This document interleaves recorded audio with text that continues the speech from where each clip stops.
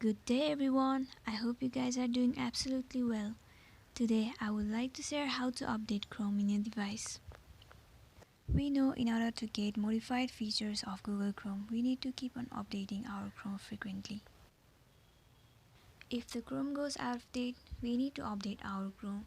So I'm gonna show you how to update. So let's get into it.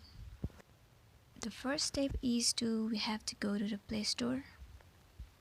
There you can see at the top right corner, you have to go to your account.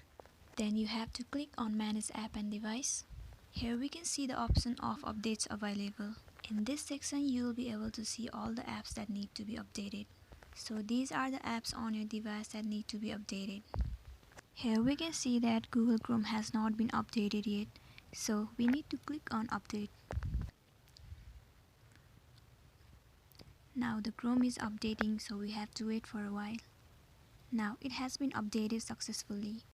Now you can use your Google Chrome with the latest version.